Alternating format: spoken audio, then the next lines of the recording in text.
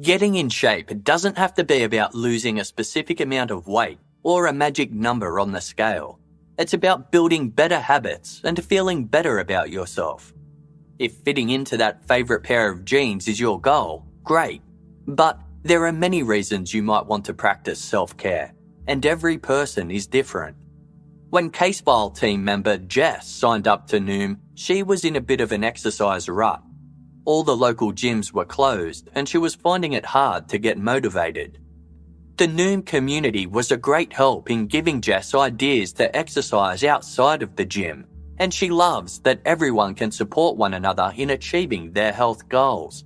Not to mention her personal coach, who has been cheering her on since day one.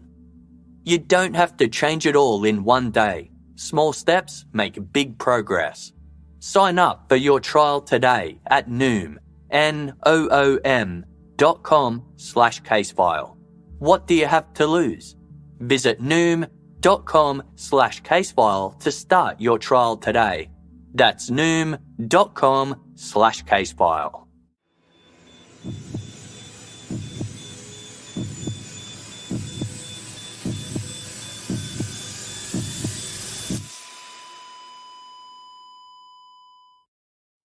Our episodes deal with serious and often distressing incidents. If you feel at any time you need support, please contact your local crisis centre. For suggested phone numbers for confidential support, please see the show notes for this episode on your app or on our website.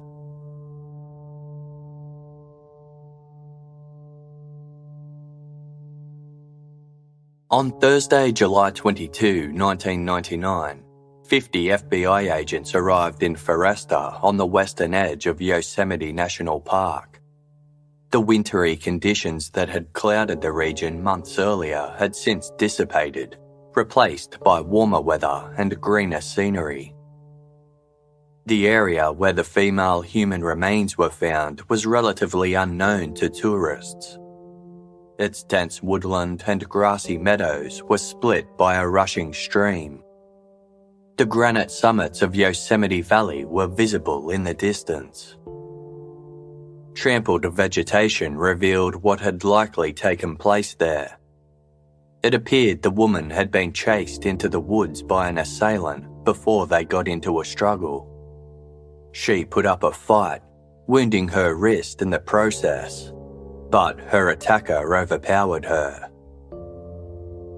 The victim was then cleanly and forcefully decapitated with a large, sharp instrument. Although the victim's head was nowhere to be found, investigators were still able to identify her.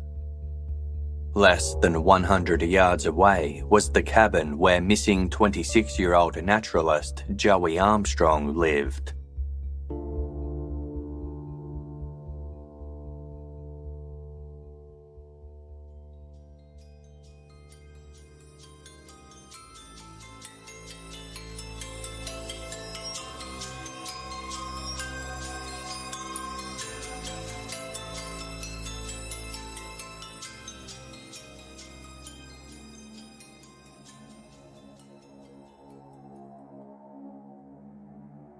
In the 1990s, the Cedar Lodge in El Portal was owned and operated by a man named Gerald Fisher.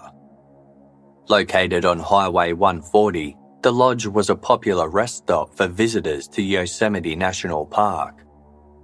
Its grounds stretched across 27 acres at the base of a tree-covered hillside, with the Merced River flowing nearby.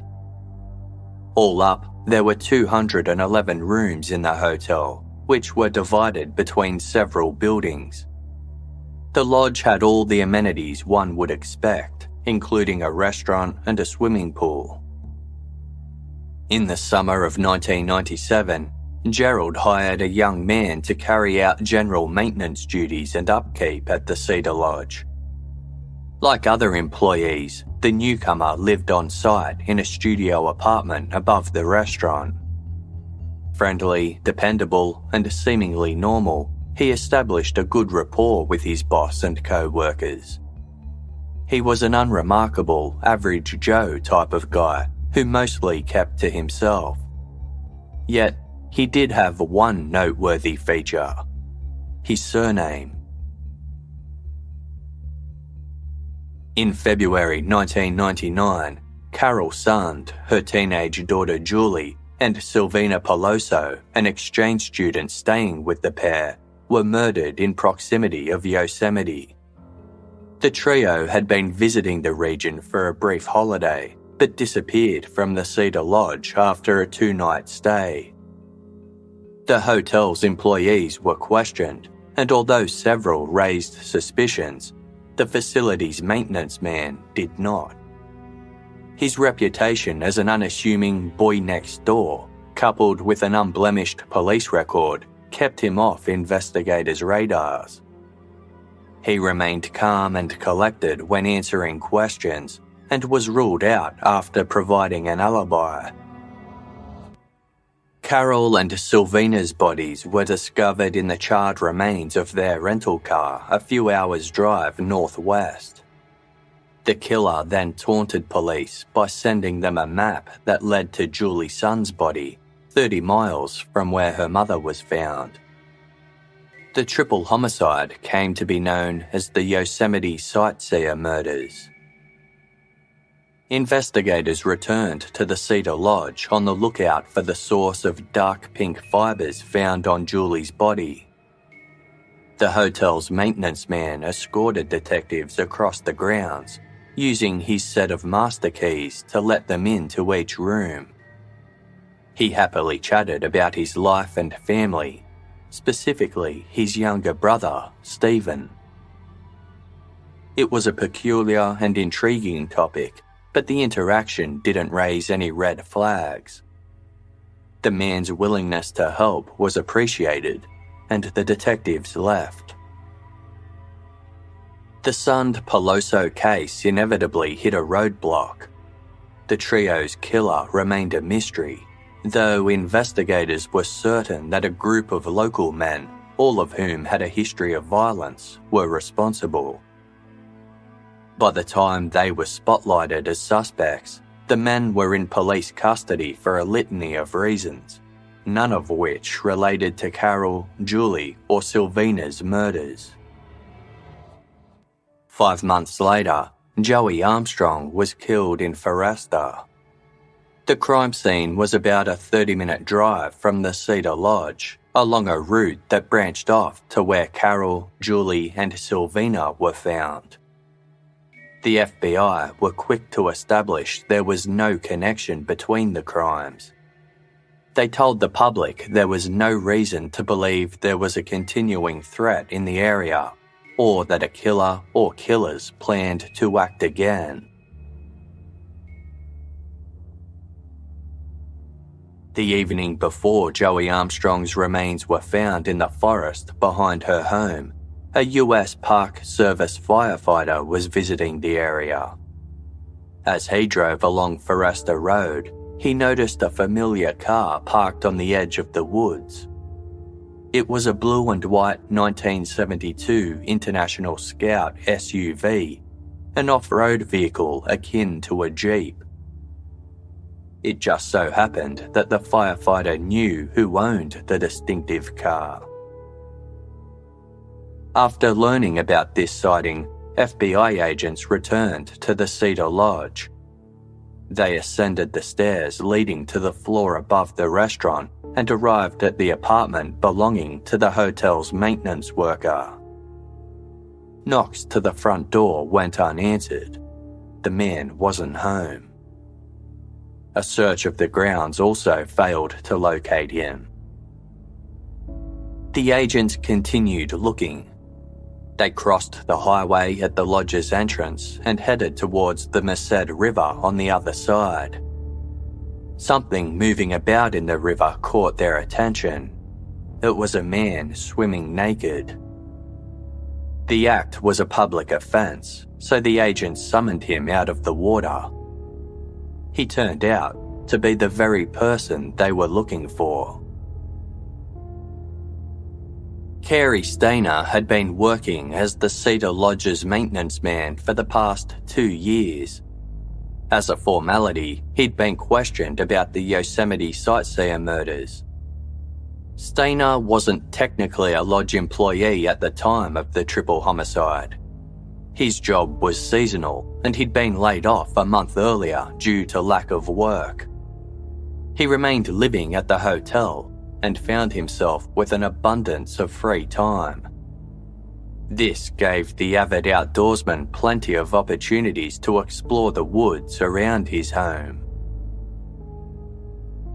By late March, the spring tourist season was kicking off. Stainer was rehired 1 month after the murders. He was never suspected for the crime, and even when his blue and white International Scout SUV was sighted near Joey Armstrong's cabin on the afternoon she was killed, it still didn't raise concerns. It was thought he might have seen something significant while in the area. That's all. Cary Stainer emerged naked from the Merced River. He dressed and gathered up his backpack, then accompanied the waiting FBI agents to his apartment. Stainer remained calm when questioned in relation to Joey Armstrong's murder. He denied involvement and allowed his SUV to be searched. Nothing of importance was found. Yet, Stainer was far more evasive when it came to his backpack.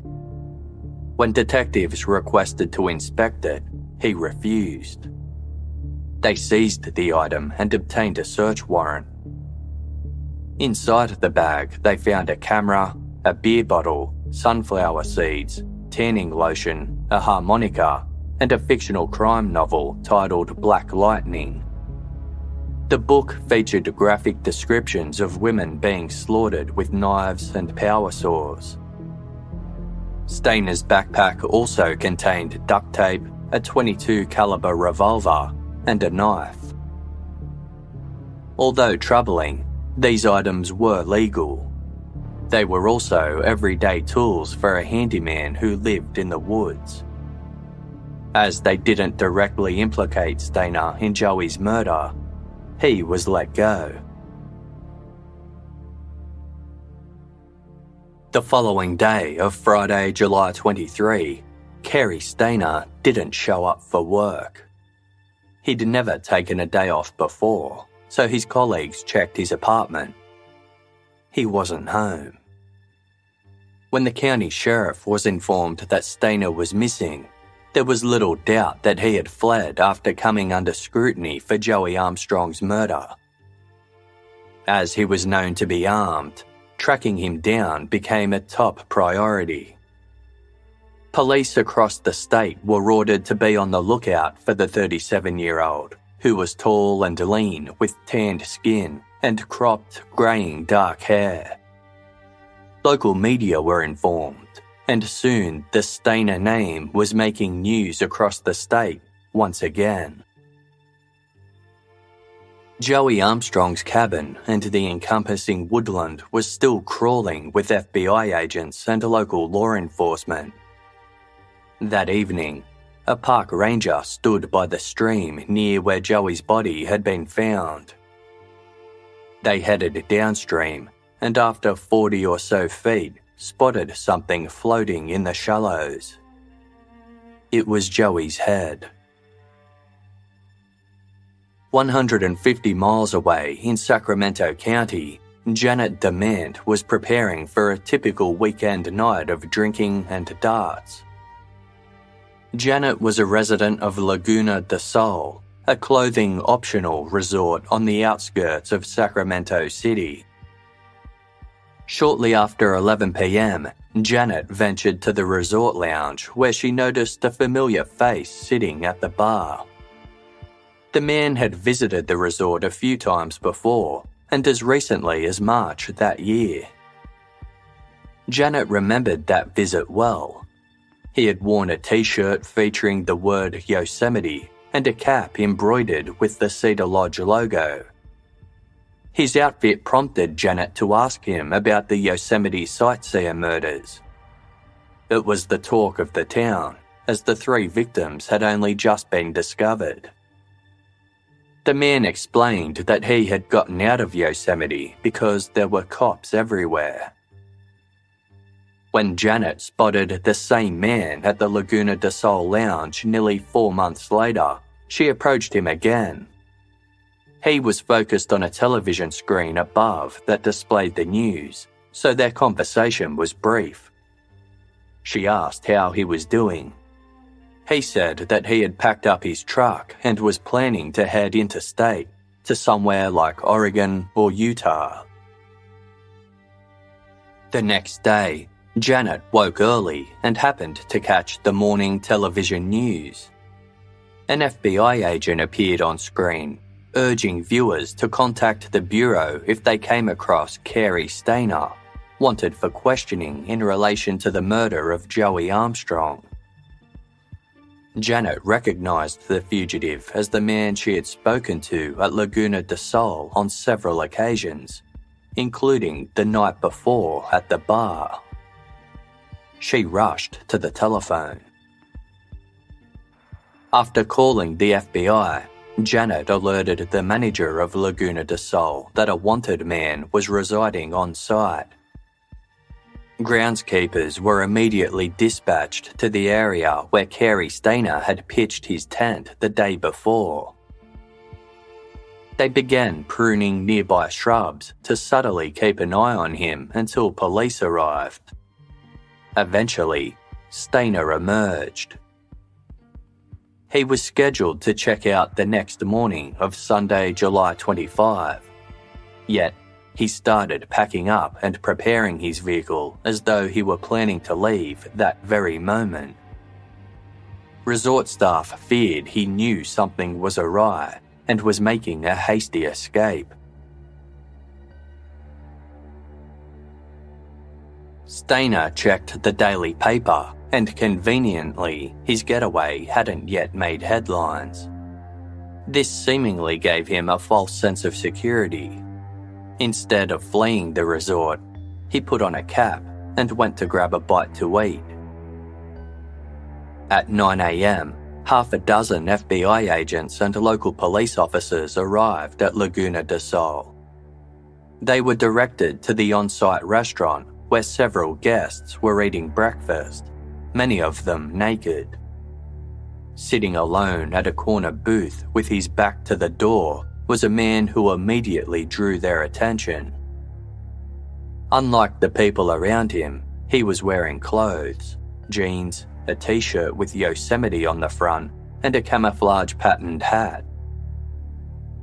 It was Carey Stayner. As soon as Stayner noticed the man moving towards him, he stood and raised his hands. He remained calm as he was handcuffed and informed that he was under arrest. It was a 2-hour drive to the FBI field office in Sacramento. Throughout the journey, Stayner engaged his escorts in light-hearted chit-chat, unfazed by his predicament. At one point, the conversation steered towards another member of the Stayner family. Carey was the oldest of 5 children. He had 3 sisters and a brother, Stephen. The Stayner siblings were close, but Carey was particularly protective of Stephen, who was 4 years his junior. The pair had a strong bond. They spent their early years playing together in the wilderness around their home and enjoyed frequent family trips to Yosemite National Park. When Carey was 11, his brother vanished without a trace. Stephen Stayner's story is covered in episode 154 of Case File. During Stephen's absence, Carey would often retreat outdoors for respite from his grieving family. At night, he'd look up at the stars and wish for Stephen's safe return. Years passed, and Carey found joy in art. He was voted most creative in his graduating class, and many believed he would go on to have a career in graphic design. Yet, Carey's youth was overshadowed by Stephen's disappearance. He felt abandoned and neglected. 7 years after his little brother vanished, Carey's wish came true. Stephen returned home alive at age 14. He had been abducted by a pedophile and held in captivity for 7 years. Carey and Stephen shared a room together from then on, but their relationship was fraught and they argued constantly. Carey blew off steam by taking solo trips to Yosemite, where he ran through the woods, swam naked, and smoked cannabis. As Carey recited these experiences to his arresting officers in 1999, he became emotional, mainly over the inadequate sentencing his brother's kidnapper had received. By the time Stainer was placed in an interview room at the FBI's field office, he was once again upbeat. But his cooperation thereafter came at a disturbing cost. "I'd like to see pictures," he requested, "of little girls." Although he was unwilling to say it explicitly, Stainer was asking to view child exploitation material in exchange for a statement. The urge to see such imagery, Stainer said, had been gnawing away at him his entire life. The FBI had no intention of giving Stainer what he wanted. Instead, they pretended to procure the illicit content to bide time and keep him rambling on.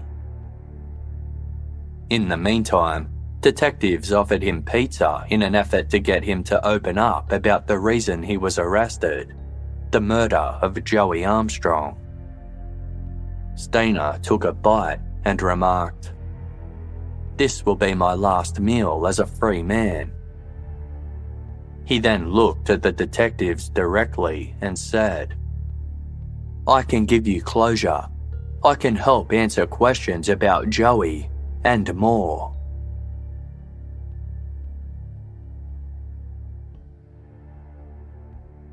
Nearly 2 decades earlier, in 1982, Carey Stainer was driving along a back road that connected Cedar Lodge to Foresta. Daylight was fading, so he flicked on his headlights. As they swept across the frame of an old, dilapidated barn, Stainer caught sight of something sheltering within. It was a large, hairy, and muscular beast. Stainer believed it was Bigfoot, an ape-like creature of North American folklore. The beast leapt up and ran into the surrounding woods while emitting a shriek that sounded like a woman screaming through a bullhorn. The sighting sparked an obsession. Stainer often returned to Foresta in the hopes of seeing Bigfoot again. One such visit occurred on Wednesday, July 21, 1999. Stainer parked his car on the edge of the woods and ventured inward. He came across a stream and began tossing rocks into it when he glimpsed a young woman through the trees. She was moving back and forth between a cabin and her car, packing it with items. No one else appeared. Stainer assumed she was alone. As he spied on her, he felt a disturbing and familiar urge brewing inside him.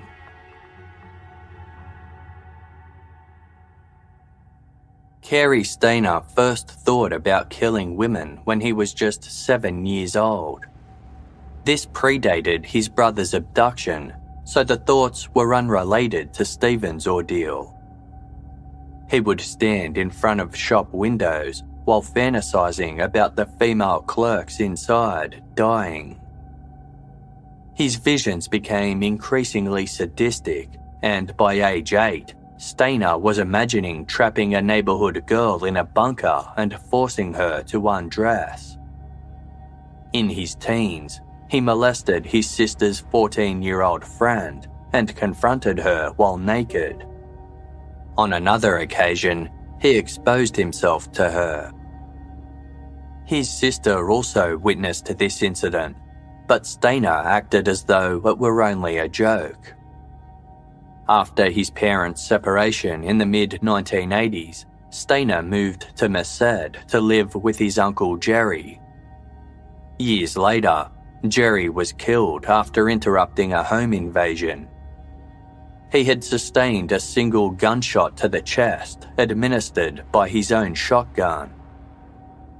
Carey Stainer was questioned in relation to the slaying, but was not considered a suspect after providing an alibi. Stainer later alleged that he had been sexually abused by his uncle. Stainer left Merced soon after, and in 1997 took the maintenance job at the Cedar Lodge.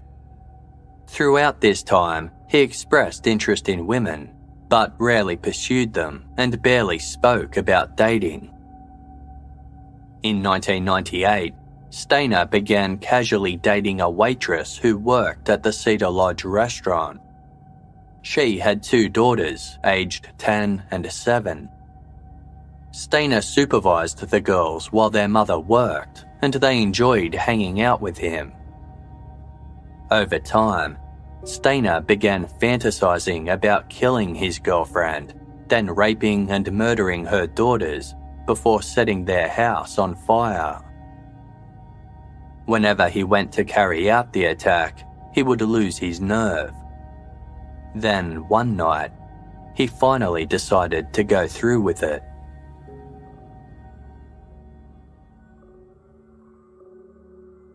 On the night of Monday, February 15, 1999, Stainer went to his girlfriend's house with the intention of making his violent fantasy a reality. When a male visitor happened to stop by the house, Stainer was forced to abandon his plans. Surging on adrenaline, he returned to the Cedar Lodge and climbed into the hot tub to calm down. He was soon joined by 2 teenage sisters who were staying at the hotel. Neither girl was alarmed, nor felt there was anything off about the older man sharing the tub. They were completely oblivious to the fact that he was considering killing them. Stainer was quietly plotting his Plan B murder scenario, in which he would rape and kill the 2 teens before him instead.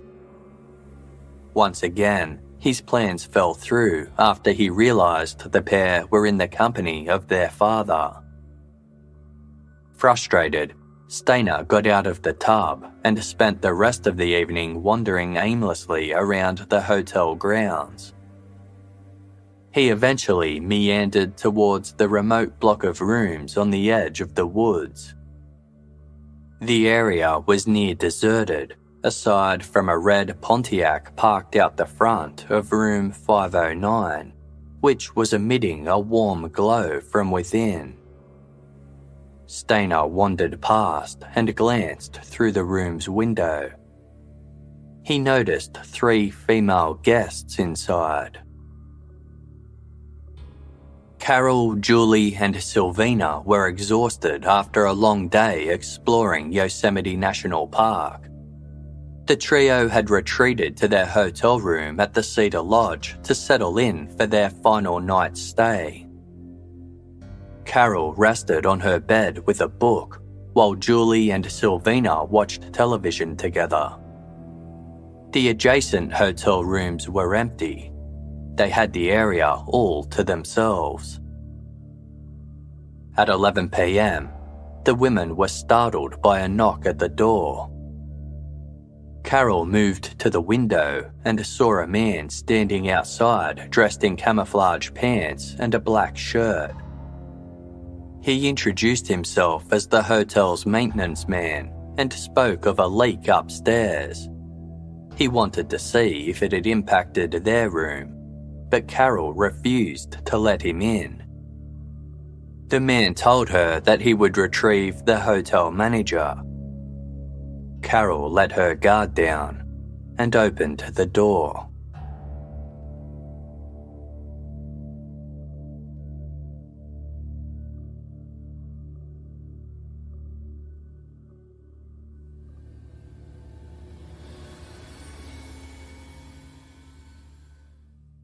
Every 26 seconds, there's a break-in in the United States. But with SimpliSafe Home Security, you can protect your whole home around the clock. It's serious, lasting protection, and all it takes is a simple 30-minute setup. You'll even get a free security camera when you protect your home today. More on that in a second. SimpliSafe is an award-winning arsenal of sensors and security cameras that blankets every inch of your home, so you'll know your home and family are always safe. You can set SimpliSafe up yourself in a few minutes without any tools or wiring. No technician or salesperson has to step foot in your home. After setup, SimpliSafe will monitor your home around the clock with security professionals at the ready in case of emergency to immediately send help to your home. Plus, there's no contract, no hidden fees, and no installation costs. It's why US News and Report named SimpliSafe Best Overall Home Security of 2020. Right now, visit simplisafe.com/casefile and get a free security camera, plus a 60-day risk-free trial with any new system order. There's nothing to lose. Go today to simplisafe.com/casefile. simplisafe.com/casefile. The holiday season is here, and holiday shoppers are buying more stuff online than ever before. If you're an online seller, are you struggling to keep up? Get your ship together with ShipStation. ShipStation helps online sellers get orders out quickly, save money on shipping costs, and keep customers happy. No matter whether you're selling on eBay, Amazon, Shopify, or one of many other popular selling sites, ShipStation brings all your orders into one simple interface.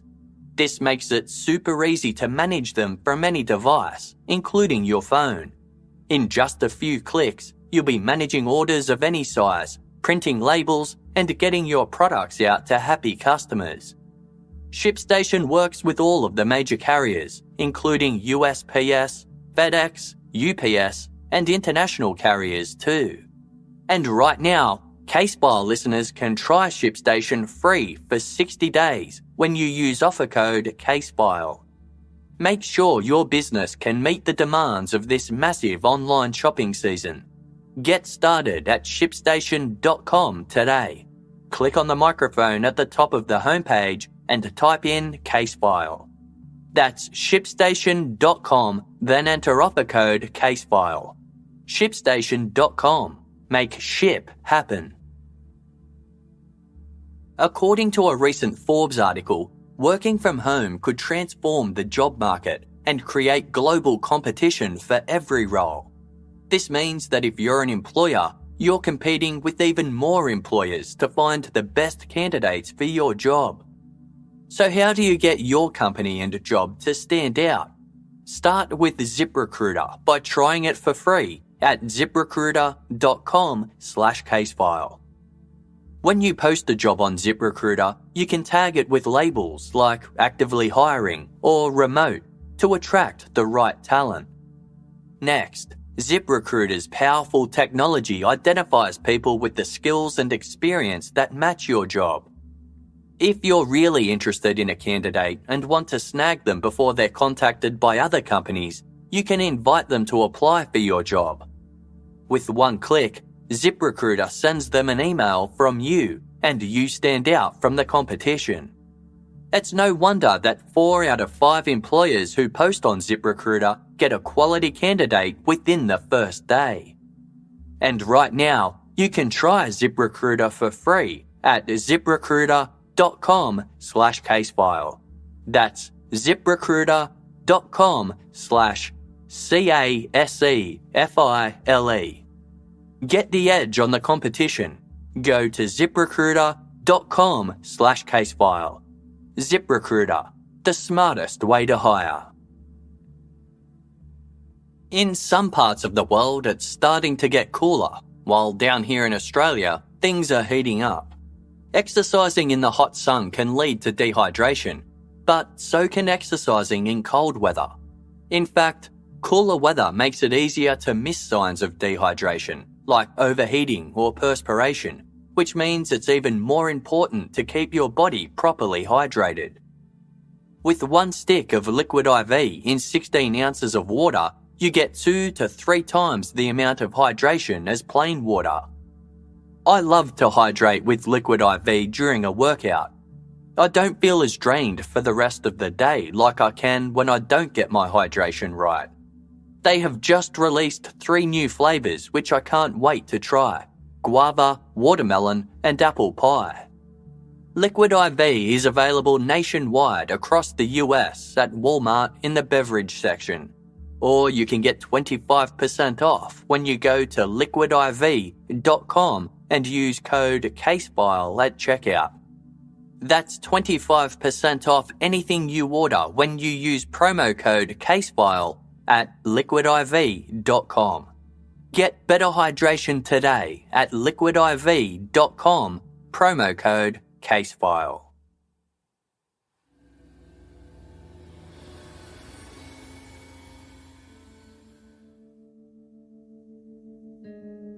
Carey Stainer entered room 509 carrying his backpack. It contained its usual stockpile: rope, duct tape, a knife, and his revolver. He moved into the bathroom and pretended to look for the non-existent leak. After a little while, he re-entered the room, pulled out his gun, and told the women that nobody would get hurt if they kept quiet. He took their money and car keys before ordering them to lie face down on the beds. Using the duct tape, he bound their hands behind their backs. Stainer shut Julie and Sylvina inside the bathroom. He then returned to Carol, gagged her, and strangled her to death. With Carol's limp body in his arms, Stainer emerged from the hotel room out into the parking area. He moved towards the Pontiac, popped the trunk, and lowered Carol's body in. He then separated the teenagers. Julie was left in a neighbouring vacant room, while Stainer took Sylvina into 509's bathroom and strangled her in the bathtub. Her body was placed alongside Carol's. Julie asked Stainer if he was going to kill her. He answered no, before forcing her into the Pontiac's passenger seat. She was concealed by a pink blanket taken from the hotel room. Prior to leaving Cedar Lodge, Stainer went about concealing his crimes. He cleaned room 509 thoroughly and left some wet towels on the bathroom floor to imply that the guests had checked out after showering. It was after 5 o'clock the following morning of Tuesday, February 16, when Stainer drove the Pontiac away from the lodge. The following 90 minutes were spent driving around aimlessly. Eventually, he pulled into a paved viewpoint at the Don Pedro Reservoir. It was an area Stainer was familiar with, having camped and fished there with his family throughout his childhood. Stainer carried the still-bound Julie up a hiking trail and to a secluded spot out of view of the parking area. Julie was lowered onto the pink blanket. Stainer told her that he loved her and that he wanted to keep her, but he couldn't bear to look at her as he slit her throat, turning her face away so he didn't have to witness his own callous brutality. He hid Julie's body under a poison oak bush, gathered up the pink blanket, and headed back down the rise towards the Pontiac. Before he left the reservoir, Stainer stopped to admire the sunrise. Stainer then drove to nearby Tuolumne County and pulled onto an old dirt logging road. He drove deep into the forest until the car jolted and stopped. A tree stump had embedded into the Pontiac's undercarriage, preventing it from moving any further. By now, daylight was pouring through the trees. Fearing he might be seen, Stainer ditched the car and walked to a nearby payphone to order a taxi.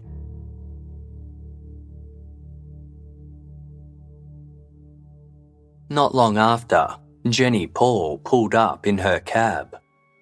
Her passenger was a casually dressed, decent-looking man carrying a backpack.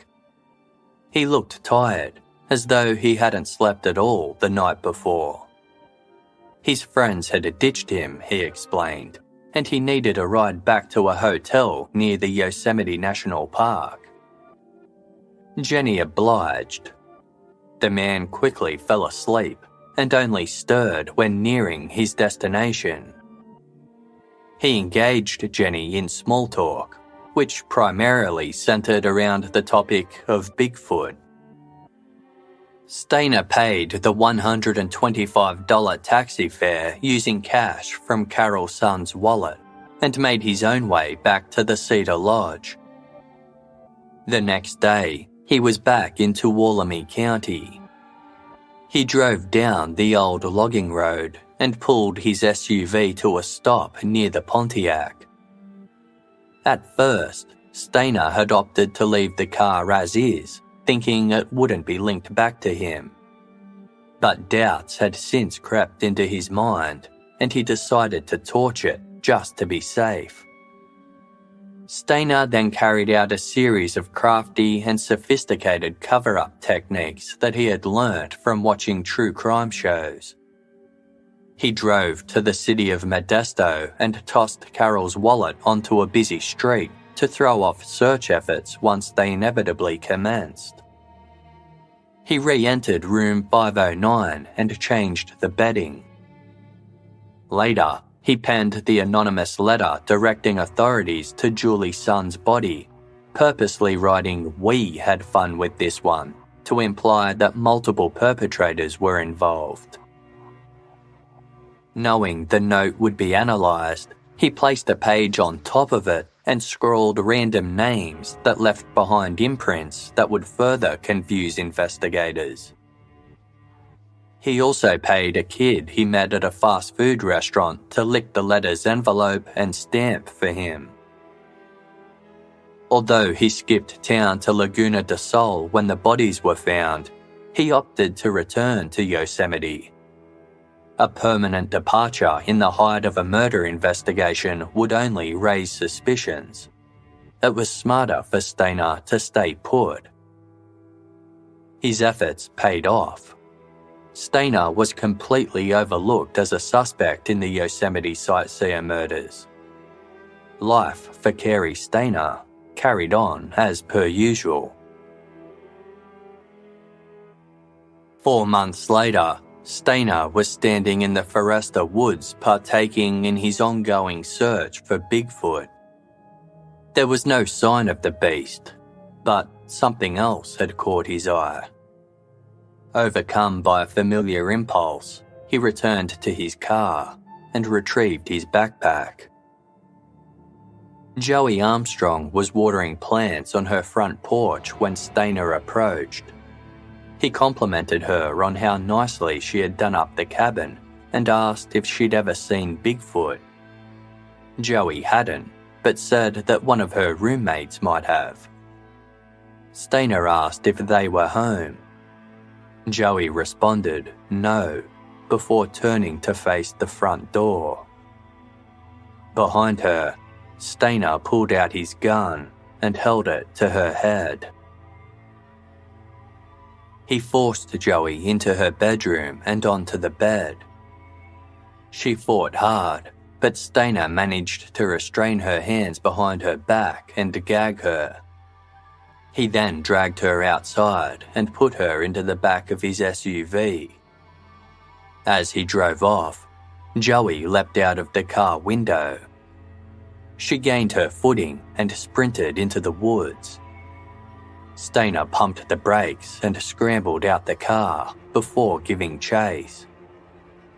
It took him a while to catch up, but when he did, the pair fell to the ground in a heap near a stream. Mid-fight, Stainer took the knife from his back pocket and slit Joey's throat. The forceful cut resulted in decapitation. Stainer considered keeping Joey's head as a trophy, but ultimately decided against it.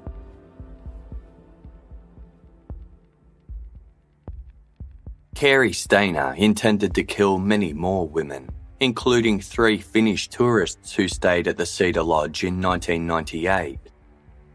Armed with a metal pipe and duct tape, he tried accessing the trio's room using his master key. He inadvertently woke the women up in the process, causing one to yell out in panic. Stainer then fled the scene.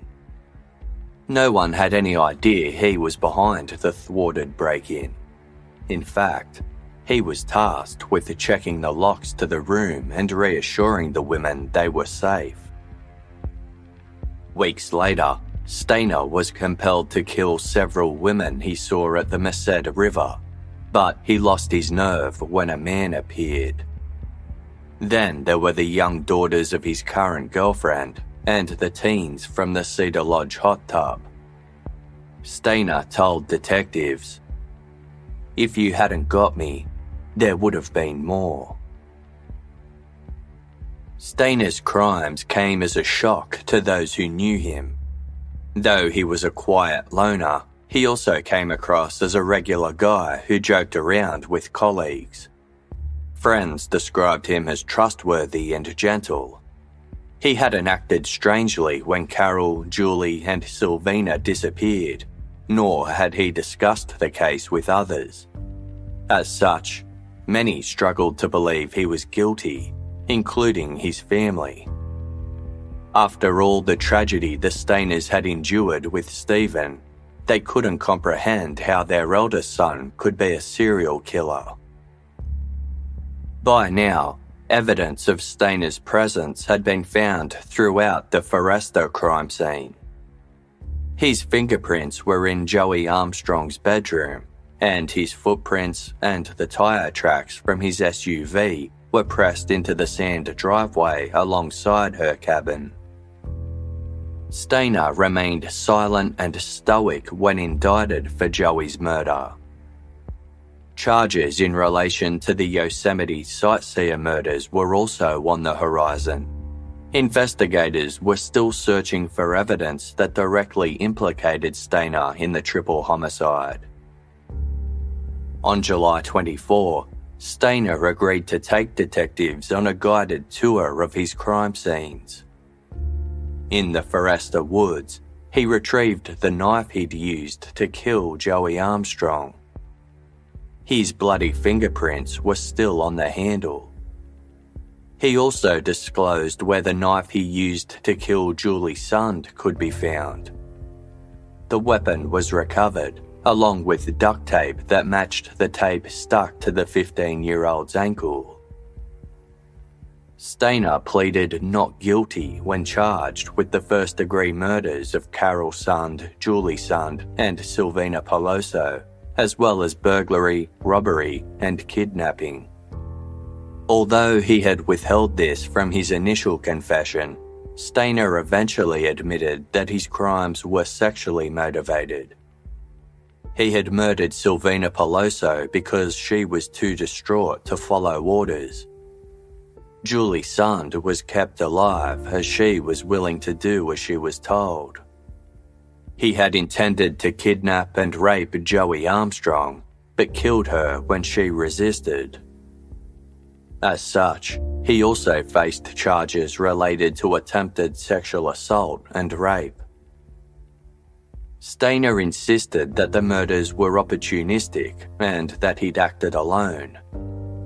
The FBI faced backlash over this revelation. They were accused of having tunnel vision for trying to link local criminals to the crimes, which allowed Carey Stainer to slip through the cracks. Although some evidence was tenuously linked to their initial suspects, the connections relied mostly on hearsay, unreliable confessions, and criminal histories. Investigators also focused too heavily on the calls from the person who tried to access Carol's son's bank account, who to this day has never been identified. Another blow came in the form of Jenny Paul, the taxi driver who had picked Stainer up the night he killed Carol, Julie and Sylvina. Jenny came forward only after learning of Stainer's arrest. The FBI had never made inquiries with local cab companies during their investigation, even though it was standard practice for them to do so following a major crime. Special Agent James Maddock, who fronted the Yosemite Sightseer murders investigation, was placed on administrative leave over his handling of the case. Even though FBI officials supported his conduct, morale at the Sacramento field office was low due to the negative press coverage. Maddock was devastated to think that Joey Armstrong could still be alive had he not incorrectly assured the public that the Yosemite murderer was in jail. In a highly divisive move, prosecutors sought the death penalty against Stainer in relation to Joey Armstrong's murder, describing his crimes as especially cruel, heinous, and depraved. As he didn't want to die, Stainer's survival instinct kicked in and he pleaded not guilty, despite having already confessed to the crime. In exchange for the prosecution dropping the death penalty, in September 2000, Stainer changed his plea to guilty. Joey's mother, Leslie, agreed to the deal, saying that watching Stainer die wouldn't bring her daughter back. The plea stipulated that Stainer would be sentenced to life in prison without the possibility of parole, pardon, or any other kind of release for the length of his natural life. Stainer maintained his not guilty plea for the Yosemite Sightseer murders. During a preliminary hearing in June 2001, an employee of the Cedar Lodge revealed that Stainer had disappeared for a brief period on the day Carol, Julie, and Sylvina vanished and couldn't be tracked down by staff. On day 3 of the hearing, Stainer's 6-hour-long murder confession was played to the court. At one point, a smile crept over Stainer's face. Sylvina Peloso's father noticed and flew into a rage. He called Stainer a son of a bitch before storming out of the courtroom. For the remainder of the audio presentation, Stainer kept his head bowed and his fingers plugged into his ears. It was ruled that there was enough evidence for Stainer to stand trial for the crimes. In May the following year, Stainer changed his plea from not guilty to innocent by reasons of insanity. His defense team were now claiming that he suffered from obsessive-compulsive disorder, depression, and unspecified psychosis. If found guilty but insane, Stainer would face the possibility of life in a mental health facility. If found guilty but sane, there was still a chance he would be executed. During his trial in July, the defense claimed that their client's problems predated his birth. Mental illness ran in the Stainer family. Furthermore, Carey's mother fell over whilst pregnant with him, which might have damaged his brain. From the age of 2 onwards, Stainer exhibited obsessive-compulsive behaviours, beginning with the chronic habit of pulling out hair. This evolved into full-blown psychosis. Stainer spoke of having visions of floating heads and hearing voices coming from the TV telling him to kill and that the world was coming to an end. A court-appointed forensic psychiatrist spent more than 21 hours interviewing Stainer and reviewed over 400 reports. He testified that Stainer showed signs of depression, narcissism, and schizophrenia, and was socially dysfunctional. He diagnosed Stainer with several sexual disorders, including pedophilia, sexual sadism, and erectile dysfunction.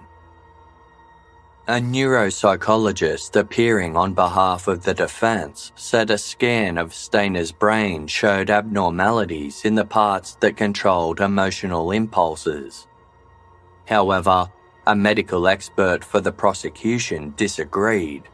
He believed the scans looked normal. After 2 days' deliberation, Cary Stainer was found guilty on all charges. He was also found to be of sound mind, with the jury citing the methodical and elaborate efforts he went to cover up his crimes. They said this showed a consciousness of guilt that indicated Stainer knew what he was doing was wrong.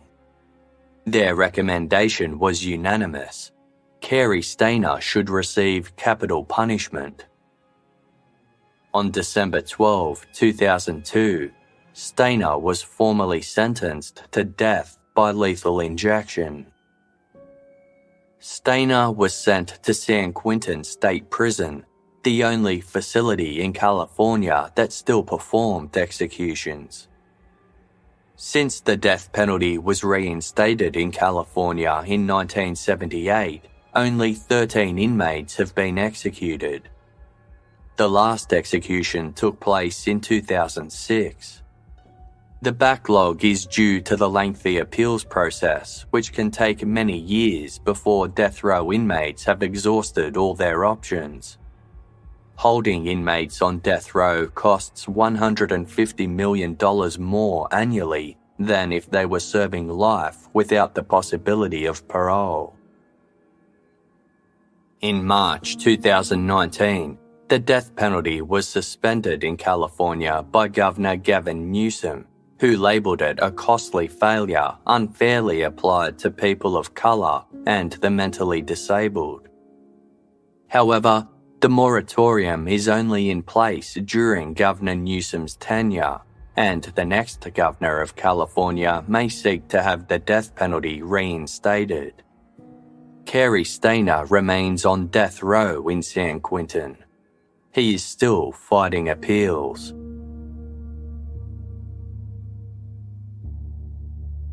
Room 509 at the Cedar Lodge is no longer available to the public and is now being used as a storage space. The Carol Sund Carrington Memorial Reward Foundation is no longer in operation, having closed in 2009. Over the decade it was running, the foundation paid 47 rewards totaling $250,000. In the wake of her murder, friends and family established the Joey Armstrong Memorial Fund, which offered trips to national parks for underprivileged children. The fund received so many donations that the Yosemite National Institute was able to establish the Armstrong Scholars Program. It gave teenage girls the opportunity to spend 10 days in the Yosemite wilderness, where they would be taught to hike, cook, climb, and sleep outdoors. One of Joey's former students applied for the scholarship, writing on her application, "Joey became the red-headed free spirit in my life that kept encouraging me to ignore my fears, experience everything, and live a life to the fullest. No one person has affected me more." Cary Stainer worked to sell the rights to his story for an autobiographical film adaptation of his crimes. When a reporter sought an exclusive interview with the killer, Stainer demanded in return, "Get hold of producers in LA. I want a bidding war." Criminologist Michael Rustigan stated Stainer was driven by the desire for fame, possibly the same that his brother received after surviving his ordeal. To guarantee he wouldn't profit from his story, Carrie Stainer was required to sign a $10 million restitution order to go to the Joey Armstrong Memorial Fund. To spare her family any further distress, he was forbidden from ever speaking, writing, or communicating with anyone about her death. The Sant and Peloso families both filed wrongful death suits against the Cedar Lodge and Carrie Stainer. It questioned why Carol, Julie, and Sylvina were put in a remote room with few other guests nearby, why Stainer was allowed to wander the grounds unsupervised with a master key, and whether there was an adequate lock system on the hotel room door. It also argued that the Cedar Lodge conducted inadequate background checks on its employees. If they had, they would have learnt that Stainer had made threats to kill a previous employer and torched their workplace. The families were clear that the suit was more about accountability than money. They wanted to send a message to the community that accommodation providers needed to be held to the highest standards of care in order to protect their guests. Yen's sons settled for $1 million. The Peloso family rejected their settlement offer as it didn't even cover their legal fees. In May the following year, a judge threw out the Peloso's case, saying the Cedar Lodge managers couldn't have foreseen Carrie Stainer's actions. Shortly after confessing to his crimes, Carrie Stainer took the advice of detectives and penned letters to his victims. Although they weren't around to read them, the letters would provide Stainer the opportunity to speak candidly and personally about what he had done, offering further insight into his mind. In a letter to Julie Sund, he wrote, "My weakness to control my evil desire has led us both to this crossroad. You, on one hand, have crossed over to a place of which now I can only dream of going, and I am going someplace far worse.